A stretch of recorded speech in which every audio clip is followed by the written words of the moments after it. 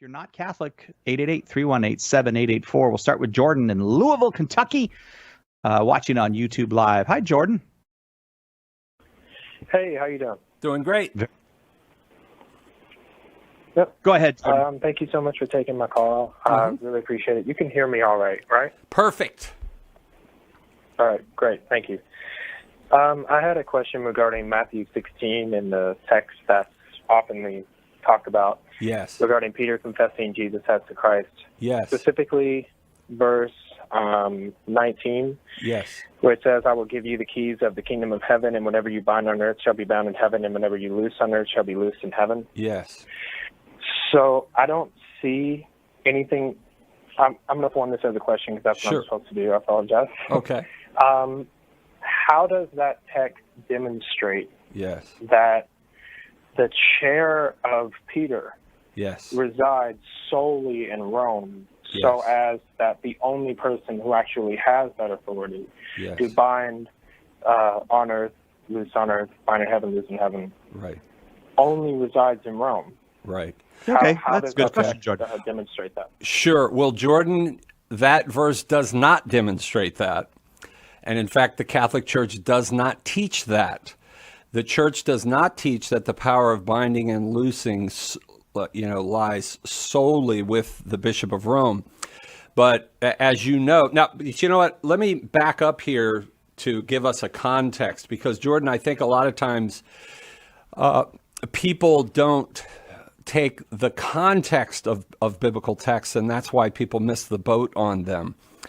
And what we see with St. Peter in Matthew's gospel in particular, but of course it's in all the gospels and it's in the book of Acts as well, the primacy, the supremacy of St. Peter, and we believe that is passed down to his successors as well, is overwhelming in the gospels. And we, without going into all the gospels here, just looking at Matthew's gospel alone, you have such overt references to the primacy of Peter.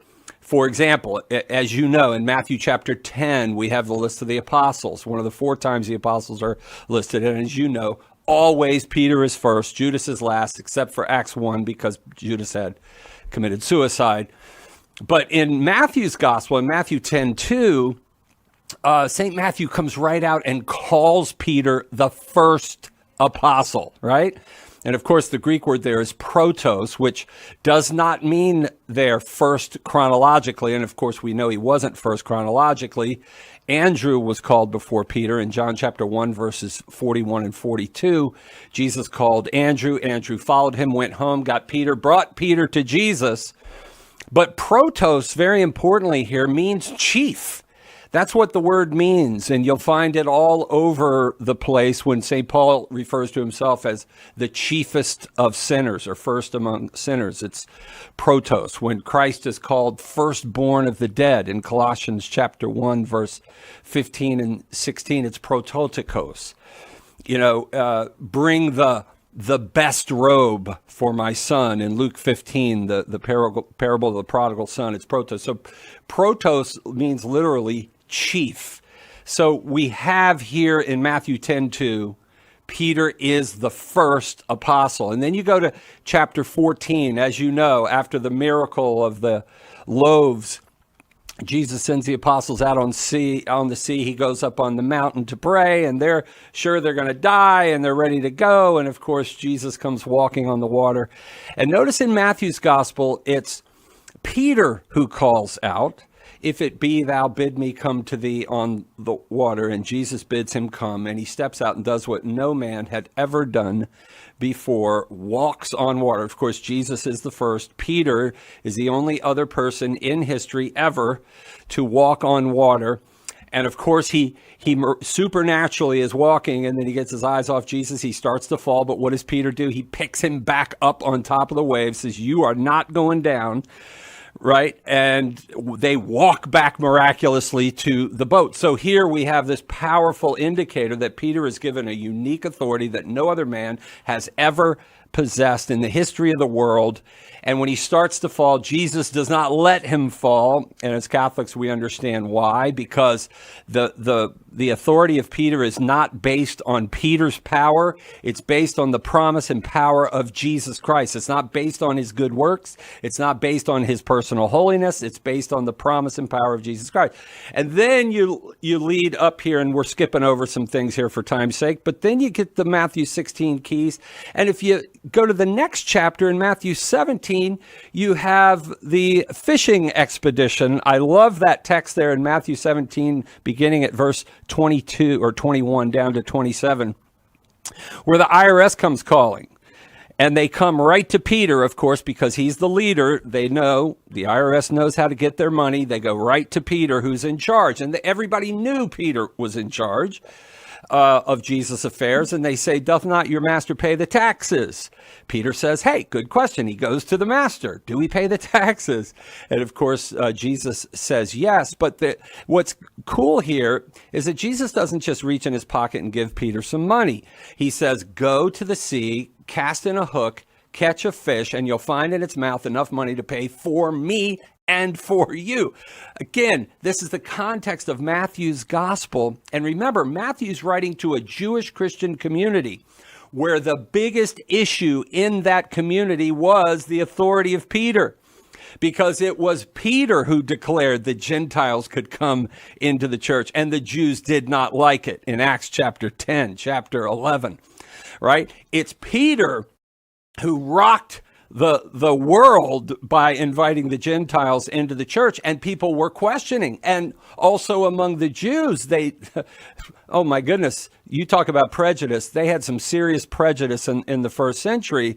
So there were real big problems with the authority of Peter. Who is this Peter guy to tell us we don't have to circumcise babies and so forth? Well, he's the guy that Jesus gives. And look at this in Matthew 17, a unique, again, power. You go, you catch a fish, and that fish is going to have enough money to pay for you and for me. You've probably heard of the phrase vicar of Christ. Vicarius in Latin means in the place of. Peter here acts in the place of Christ, for Christ, paying the tax for him as well as for Peter. So again, and there's more we could look at just in Matthew's gospel. So Matthew 16 is not in a vacuum.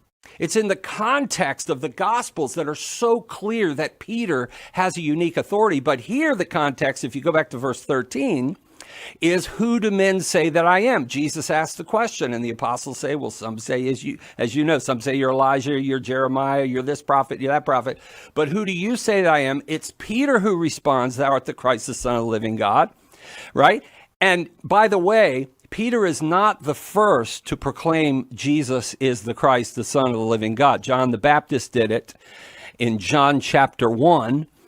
We have Nathanael doing it in John chapter 1, verse 49. In fact, we have all the apostles doing it in Matthew 14 out on the sea. They all declare him to be the Son of God when he miraculously calms the seas. But here, there's a specific context where the question is, who do people say that I am? This is the perennial question. Peter declares, and that becomes the occasion for Jesus to say, blessed are you, Simon, son of John, for flesh and blood hath not revealed this to you, but my Father's in heaven. And I say to you, you are the rock. And upon this rock, again, an obvious reference here to Peter being the rock. And no, he's not a little rock. There's no little rock and big rock here.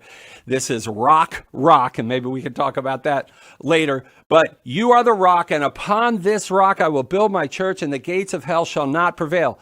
And I will give to you. Now, here's the key. I wanted to point out, because your question was a little bit skewed in this sense. Peter alone receives the keys of the kingdom of heaven. Nobody else received the keys but Peter. I will give to you. That is the second person personal pronoun in the singular. To you, the keys of the kingdom of heaven. Whatever you bind on earth shall be bound in heaven. Whatever you loose on earth shall be loosed in heaven. And that becomes very important. Now, we know in Matthew 18:18, all the apostles with Peter are given the power to bind and loose. Now, all the apostles must exercise that, and their successors, the bishops, in union with Peter. Peter alone has the keys. And now here's the key. A little pun intended there. Is the context of Matthew 16 is set in the context of Jesus establishing his kingdom. Every Jew listening to him knows what it means to have a kingdom. And if you go back to Isaiah 22, verses 15 through 22, you see in the Old Covenant kingdom, you had a king. Now, at that time in Isaiah 22, it was Hezekiah, and he had a prime minister under him that had become wicked. His name was Shebna, and he had become wicked, and God, through the prophet, declares to him he's about to lose his place. He was the master of the palace, or the prime minister, if you will, under the king, and he had the key of the house of David. And whatever, with that key, if you read verse 22 there, he has the authority. Whatever door he shuts remains shut. Whatever door he opens remains open. He has the authority of the king, who Jesus himself said in Revelation 3:7, he is the one who has the key of the house of David. Jesus says, I am he. He also says in Revelation 1:18, I am he who has the keys of death and Hades.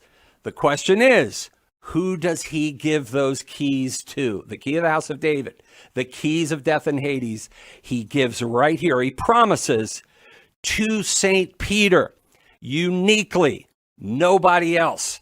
And so that's kind of a thumbnail sketch of why, as Catholics, we see this is really plain stuff here, that among the 12, Jesus singles out one who is going to be his singular representative. Not that nobody else has any authority. No, absolutely not.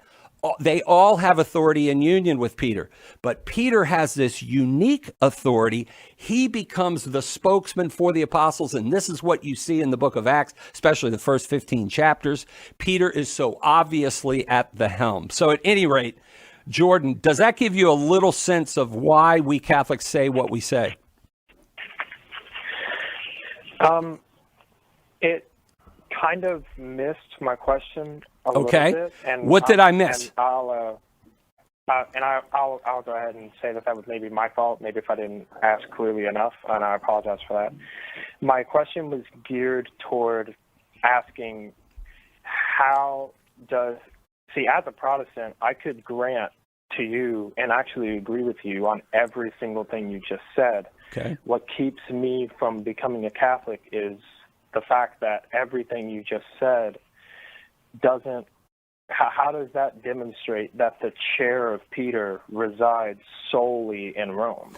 This is why. It resides solely with St. Peter. And it would be St. Peter when he was in Jerusalem, the power wasn't with Rome. It was with St. Peter. When he moved his see to Antioch, the power wasn't in Rome. It was with St. Peter. When he moved his see to Rome, that's when the power resided in Rome. Why? Because Peter did, as a matter of historical fact. And so the success, and by the way, there is prophetic reasons for Peter dwelling in Rome. For example, in Daniel chapter 2, verse 44, in the Old Testament, we see that the kingdom of God, and prophetically speaking there in Daniel chapter 2, Daniel prophesies that there's coming these four kingdoms, the fourth of which was Rome. And it would be the Roman Empire out of which the kingdom of God would arise, and it would never be destroyed. And so the kingdom of God would be centered in Rome. That's a matter of prophecy in Daniel 2:44. But most importantly, Peter died in Rome. His successors then become the bishops of Rome. They have the power of the keys. Open forum for non-Catholics today. Jordan, thank you very much for your question. Tim Staples, our guest. If you're not a Catholic, 888-318-7884.